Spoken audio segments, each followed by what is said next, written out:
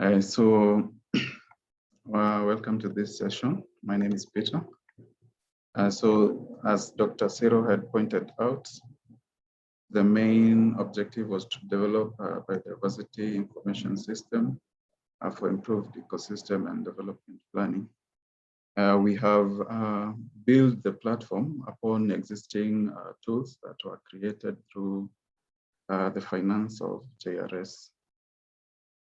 So some of the main data sources for the portal include the Geonode, which was one of that tools that was created. And then we have GBIF, and now the Kenya instance of GBIF. So we'll start with the infrastructure of the portal. We are getting most of our data from GBIF through their API. Then from there, we're also getting data from the Geonode,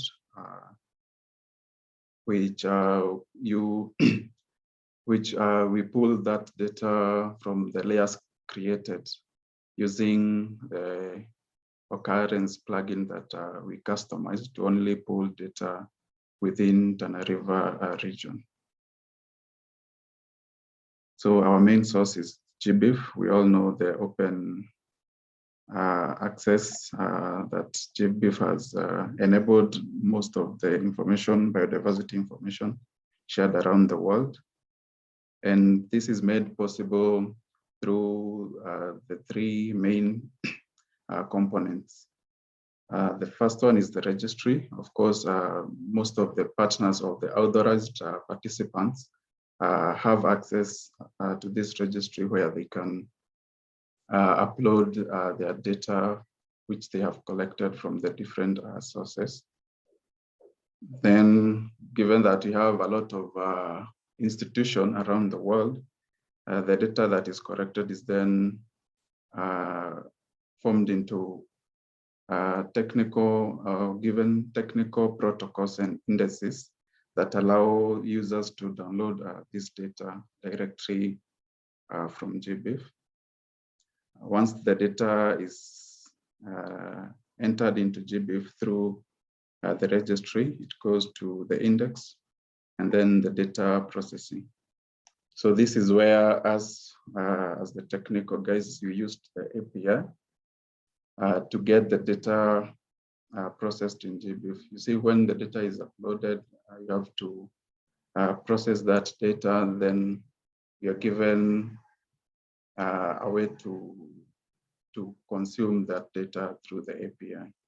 So the API provides the different taxonomy data, the family of a certain plant or a certain animal, then you can access that through the API.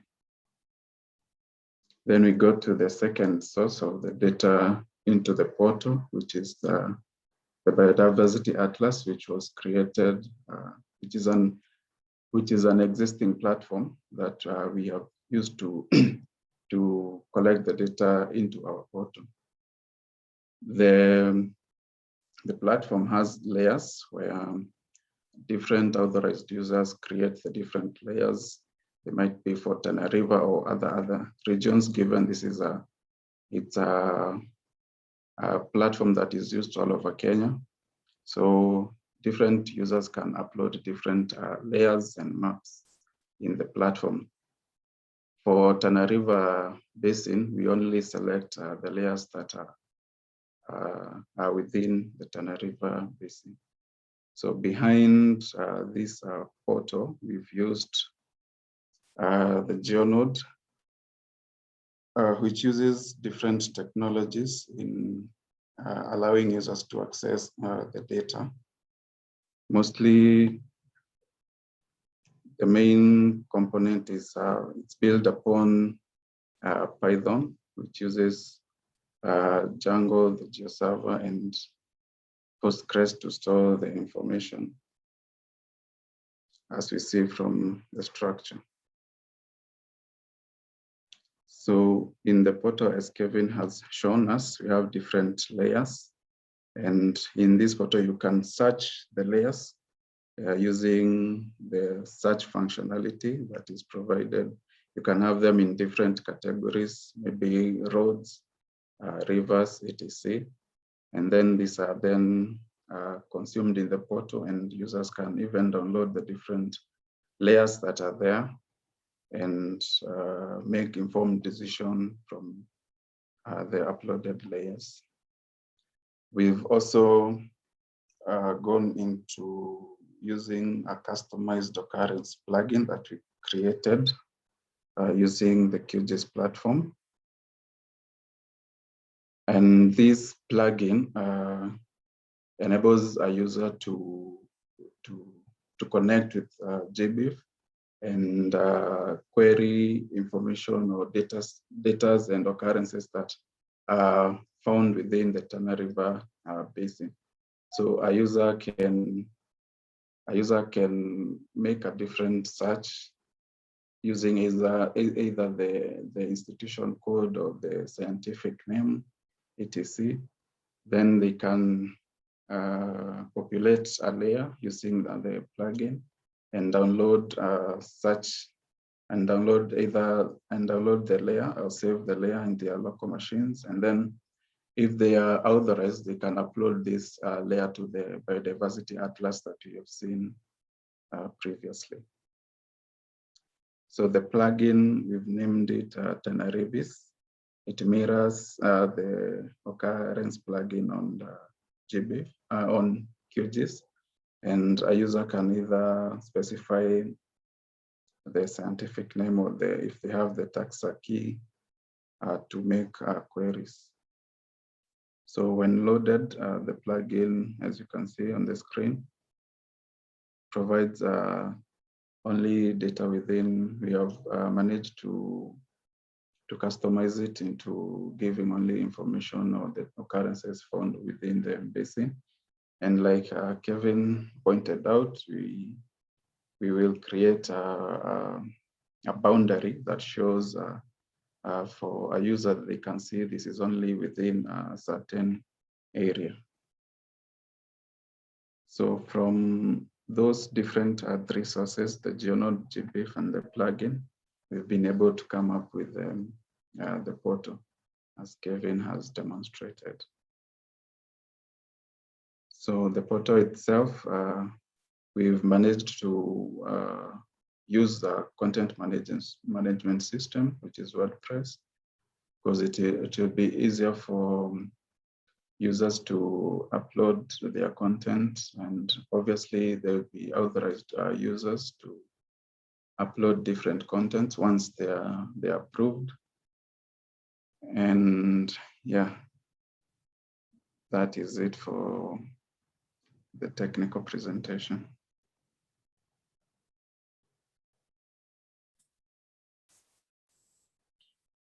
Thanks so much, Peter.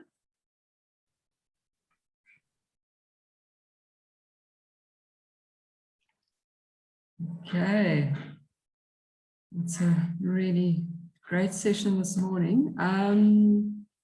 We can open it up for some conversation. So please, if you have a question or a comment, just raise your hand and we can take it from there.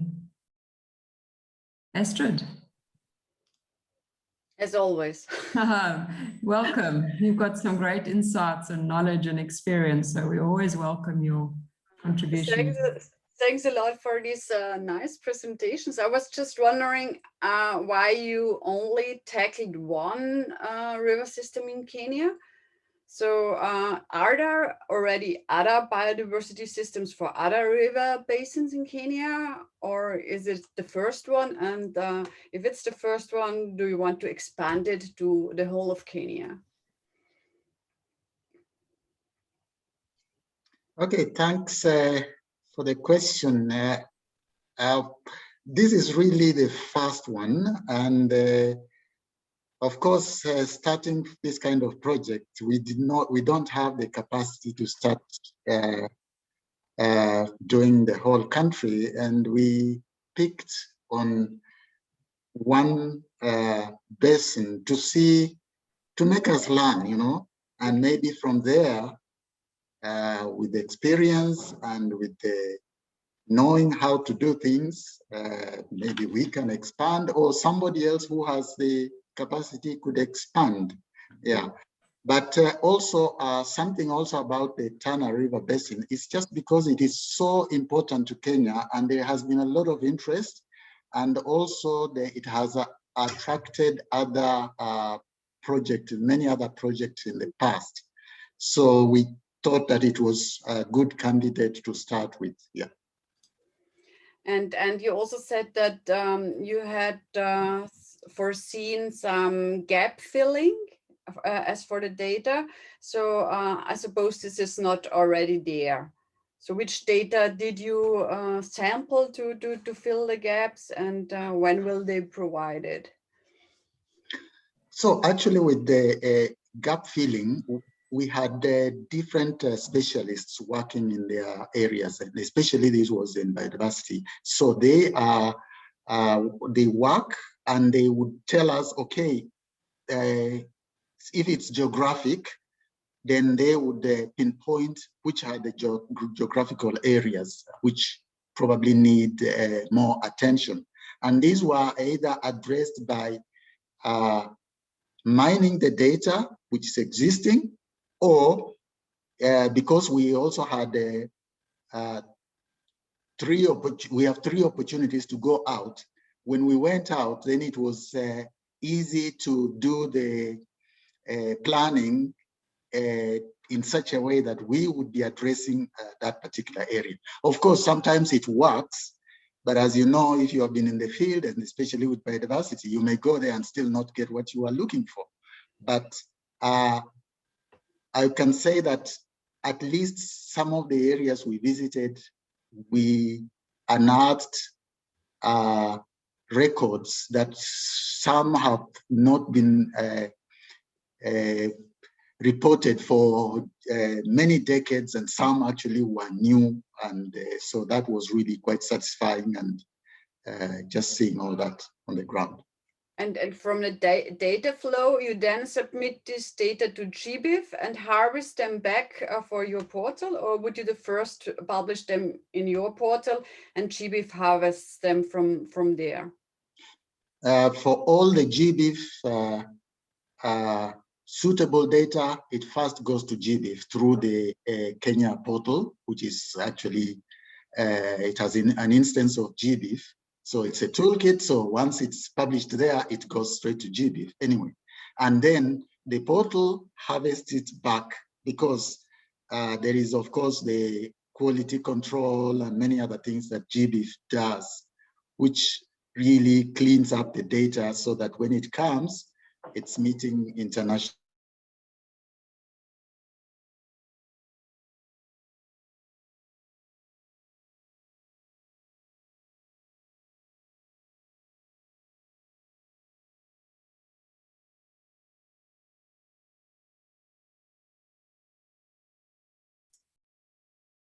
Is anyone else frozen?